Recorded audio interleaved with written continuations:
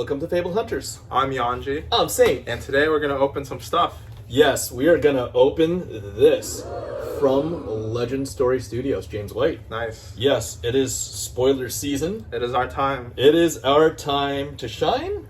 Yeah, maybe not us. It's not our time to shine. We're definitely shiny in these lights. Yes, definitely these lights. Before we went ahead, I just wanted to take it a step back, and I think both of us wanted to recognize the importance of the artists in trading card games, right? Yeah, I think art is definitely how a lot of people get into the game. Saying you yourself said. Yeah, I spent almost a whole episode, well, a good portion of one episode of Solid Liquid Gas simping for Sarah Angel. Yeah. Because she was how I got into the game. Saint's first love. Yes, my first love. I didn't have a date to the prom in high school, so I had to hang out with my Sarah Angel collection back in '94. So yes, Douglas Schuler's Sarah Angel.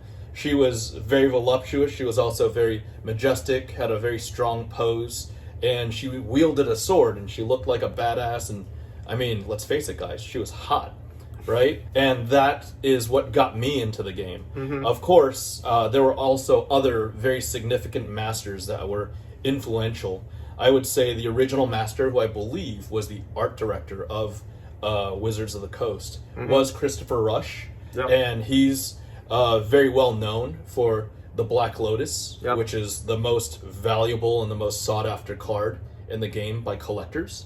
But he also had player appeal. I know that you've used a lightning bolt or two against many other players. Yeah, I think right? the Christopher Rush Lightning Bolt is kind of like the standard for, I think, what Magic means to me as a player when I think about slinging spells, trying to beat people up. It's with Lightning Bolts, 1-for-3s. Yeah, it's the quintessential. It's probably, there's so many videos made about it. They call it the perfect card because it's an instant speed, direct damage spell that does 1-for-3 and eliminates probably half of all playables, and you get 4 of in the deck, right? Yeah. So that was really iconic. But see, there's a disparity between players and collectors, right? I want the little cloud, and Sam wants the angel. I want the angel. I want the lotus that produces mana that's very scarce. Yeah.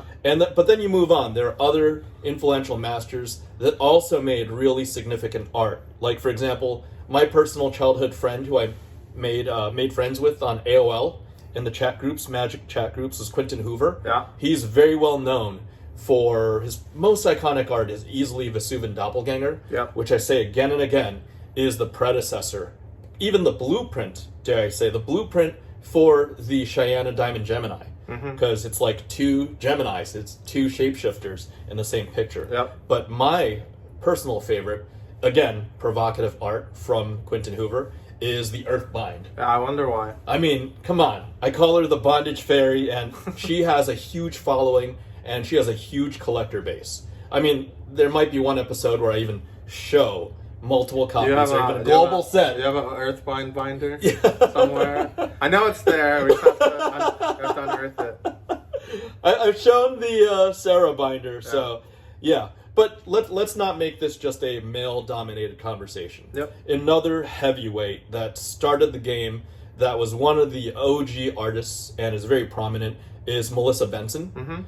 She's very, very well known for the Shivan Dragon. I think the Shivan Dragon was on the front of the book, the instruction manual, or the playing manual, the starter deck manual. Shivan Dragon's like the creature. Yes, the red creature. Not even the red creature. It's the most iconic creature in the game, I would say. I think if you were playing Magic when it first came out, 94 to 98, 93 to 98. That's the creature you wanted. Yes, you wanted that. The Shivan Dragon. When the Shivan Dragon came out, you could trade the Shivan Dragon for like any 5 dual lands. Like how sick was that, right?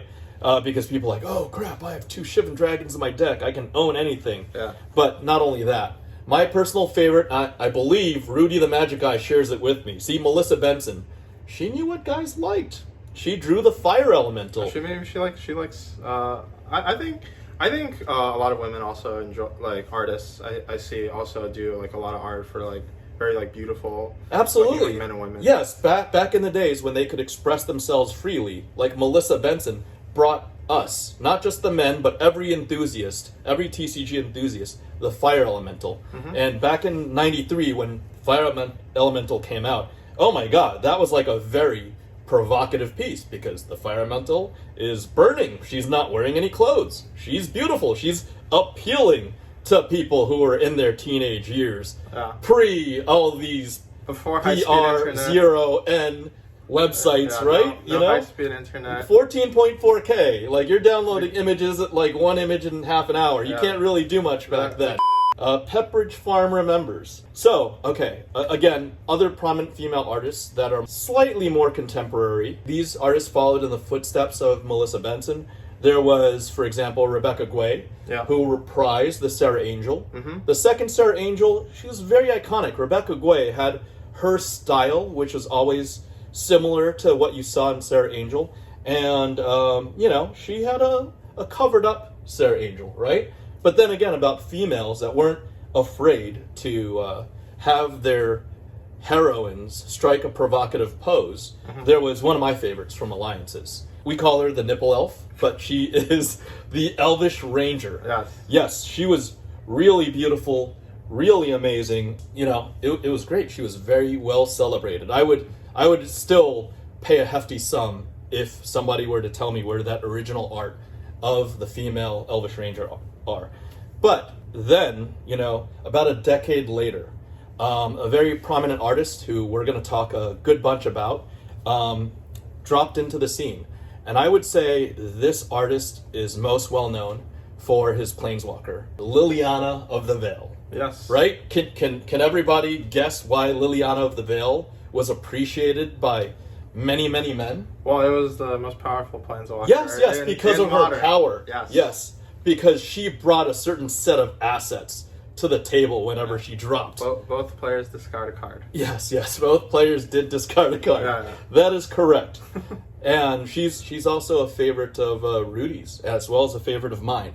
And I would even say that she was the last great and widely community celebrated card, of her time. Ever since 2011 Innistrad, when Liliana of the Veil came out. After that, there has been no, scantily clad women or provocatively dressed women. They've been all covered up. No, risque poses and no, sexual expression from females. Yet, now in 2022, we get, iconic art greats like the Bearscape with, naked men bathing in a pool together. But no, can't have scantily clad women. That said, I think there's been a big shift, or there's been a lack of satisfaction from TCG collectors in the recent decade or two, right? And we've got, again, something that I think just inspires collectors, players, enthusiasts to attract them to the art again. And the biggest art piece that I would say that we've got, pretty good insight on was the Chyenne Diamond Gemini. Yeah, we had the interview with Mihail. Mihail Spielhaufter. And Mihail really went into the process that he used, kind of reiterating, doing a lot of sketches, doing hand painting like multiple times. Yeah. And I think we have something similar from, I think, the artist of the card that we're going to spoil today, Steve Argyle. Yes. He's been so kind to give us, at first, a sketch of the card that we're going to spoil. We don't know what it's called yet, but here it is. Yes, this is a sketch. You can see it's, we're here in Uprising. Not a scantily clad woman. Yes, it is not a scantily clad woman, but it looks like a dragon, right? And these dragons are correlated with, she's not scantily clad, but she's a attractive female, objectively speaking, right? So I would surmise that this is going to be an asset brought to you by the dragon mommy herself, Dromai, in the upcoming set, right? Yeah. So let's not dilly-dally anymore. Let's get to it. Let's get to it. Let's open some stuff. I've done a lot of opening. You want to do this, Yuanji? All right. Sounds good. Taking the seal off. Yep. Uh-oh. The package inside another package. You've got another package in a package. That's a rather common theme on FaBled Hunters, huh? What is it? Ooh. This looks very similar to... there's nothing else. There's just that. I can't. I saw like a gold foil thing and I almost went for it. Yuanji, like I said, I'm keeping my word. Please, have at it. Please open it. This is the first time in the world. What is the card? Kyloria. Kyloria. Whoa. So this is the ally side. Oh, nice. That is amazing. Wow. Invoke Kyloria. Yeah. It says, transform target Ash you control into Kyloria. Go again. Go again. For 1. Very cheap. It's a red. And now we already know how Dromai functions. She cares a lot about reds. Mm-hmm. And what does the other side say? It's a 4 power attack whenever Kyloria hits a hero. Yuanji, gain control of an right. item they control. If you don't control gain control of an item this way, draw a card. Whoa, that's crazy because there's a lot of really good items that people play, like Dash plays Induction Chamber. That would be pretty painful, I think, to get your Induction Chamber stolen by the dragon, added to the treasure pile. Or an energy potion or a time snap potion, right? Oh, because man. You spend your whole turn, you play an energy potion, it up, and then they attack you. Oh. And then, or they, well, does this have summoning sickness if it's go again? No. I don't think anything has summoning sickness. I think you can just attack with it. So it transforms, gets go again, and right when you cast it, you get to attack and take something? I think so, yeah, that's how it works. Wow. That's pretty insane. You know what? This is a pretty cool looking version of the card, right? Yeah. Yuanji? Very cool. That is pretty awesome. It comes in rare form, right? And it flips over. Apparently this flips over to here, right? Yeah. Both of these look identical. The images look identical, don't they? Yeah, it's like a zoomed out. Or not even zoomed out, just different border. It's the same one with the different border. This is the actual card. I imagine you play with a sleeve and you got to turn it around, similar to what they did, I think, like Innistrad. Yeah, right? maybe they'll have like checklist cards. Checklist cards. Or maybe they've got a special presentation of the card. Well, Yuanji, what you didn't know, because, hey guys, James, others at LSS, I kept my word. I appreciate the in-person opportunity for the handoff of the asset. And I am privileged to present. Whoa. That is the same card. Yeah. But in an obviously different treatment. Yes. And you see here, UPR011, that purple symbol stands for Marvel. I've never even taken this out. Sam, what do you feel about the Marvel rarity? I don't know exactly how rare it's going to be. I've never done this before. I've never taken it out. I've kept this a complete secret. This is rather beautiful, right? And it's full art and it's cold foil, right? Yes. And if you turn it around. Yo. Look at this. Oh my god, it just like the Bravo shines. Star the show came in, but I think they took a step up. Completely full art, gold accents. This is beautiful. The whole thing is cold foiled, and yes, almost every bit of this, other than a text box, everything shines, and it's fully full art because you can see through the text box. Oh man, that is gorgeous. So yeah, this is the card. They both do the same thing. I would say that one version, the rare, you would probably shuffle into a deck. Yeah, definitely. And maybe bust this one out. The other, when you flip it over and you want to, intimidate the person sitting across from you, who's getting their items stolen, getting their butt kicked by a dragon, you use a slab, right? Sure. So there's definitely the collector's aspect there. So I don't know how Uprising is going to work out, but it seems there's going to be some sort of synergy between players and collectors, or maybe more players will not want to do the old out-of-the-sleeve flip over, and they'll just have this guy right here. Yeah, it's ready and waiting. Ready and waiting on the side. So here is the rare version and the Marvel version of the card. But not only that, it was really fortunate that at the Pro Tour, I was invited to the content creator and the artist appreciation dinner, and it was great that I got to sit down and break bread with Steve himself, as well as his partner Kat. Kat was just such a fun lady. She was really animated. She had more energy than the artist himself, believe it or not. And Steve had proactively suggested that he'd get us some additional assets. So yeah, let's get to it. Yeah, and so we showed off the sketch at first, and here's another sketch of the card. I think it looks a little bit more similar to to the final product. Yes. Yeah, yes. and it was kind of interesting. I think when Steve sent all the assets and I got to take a look at them, so it shows that there's like a real breadth in terms of different styles. Yeah, there's a lot of range.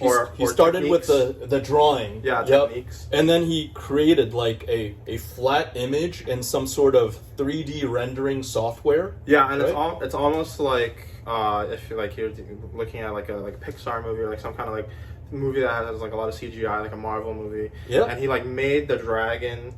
I think at first it's flat, and then we look at the next one, and it starts to add like shadows. He put in the light and the angles, and then he added textures to the dragon's face, head, face, eyes, neck, body. Yeah. And then finally he started, fleshing out the surroundings of the dragon, where it looks presumably like he's sitting on a pile of treasure. Yeah. Like a greedy gold dragon sitting on a pile of treasure. Very fitting for how the card works. Exactly. Absolutely. This feels like the quintessential Dungeons and Dragons gold dragon, but Steve really, went to bat and, did his homework. He not only had the models, he even presented us with some examples. He did like a 3D turntable, you saw the 3D model of the dragon's head. I think it's also like to figure out like what angle you want, because like the final product, the dragon's head, it's kind of like tilted a little bit to just like find like what I think looks like most aesthetic. Absolutely. Yes. And he really just took it looked like he put in a lot of takes, because you see that second sketch, it's very different from the first sketch, and Steve must have gone to the drawing board literally a handful of times, just like Mihail did. Mihail, if you see our older video, Mihail talked about working with Robbie Wen, the chief art director of LSS, and he said that he drew Chyenne over 20 times. It looks like similar amounts of work, but different types of work. Yeah, different techniques. He added different techniques to arrive at this final product. So I think it was very interesting for me as somebody who is not artistically inclined to not I don't really realize all the work that goes into like making these pieces, because like to me it's like, oh well, these guys are so talented, they just like draw. They just go open up Photoshop, whatever, and they just like draw, and it's like a masterpiece. But there's a lot of like steps involved. Yeah, there's a lot. There's the ideation process where Steve's presumably on a sketch pad just drawing it out and trying to get the placement of the dragon, because you saw the dragon sitting up in the first sketch and then coiled over, or even elevated on a pedestal a little bit, and then the final work is he is elevated, but he's elevated on a pile of treasure, right? And he went through all of that. He went through the modeling, the rendering, 3D, and then redrawing it. Kind of the final piece was a painting with the light and shadow and the different angles and how the light hits and the texturing of the treasure under him. Yeah, and that's really great. I really want to give a heartfelt shout out to Steve Argyle and his partner Kat for just going the extra mile and providing these assets to share with the community and let us just take an inside look on how this piece was created. And I must say, I have to say it because I promised Steve I would, have to give him a shout out. He's gonna be at the Las Vegas Uprising world premiere. He's going to be drawing a lot of stuff, signing a lot of stuff, and he did leave us with an image that was named Kyloria Playmat. So if you guys are going to be at the event, then maybe something to look forward to. Yep. or maybe something at a future release. But we will leave you with the art of the Kyloria playmat.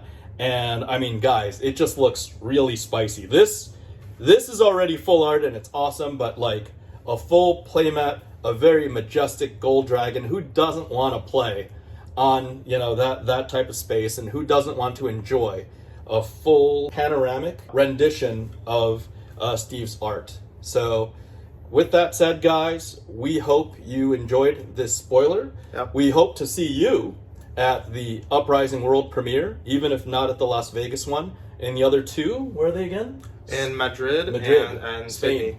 In Sydney, Australia. Mm-hmm. All right, guys. So thank you, LSS, for giving us the opportunity. Thank you, viewers, for tuning in to this special episode. And remember to like, comment, subscribe, and twiddle that notification button. Thanks, everybody. Bye-bye. Bye.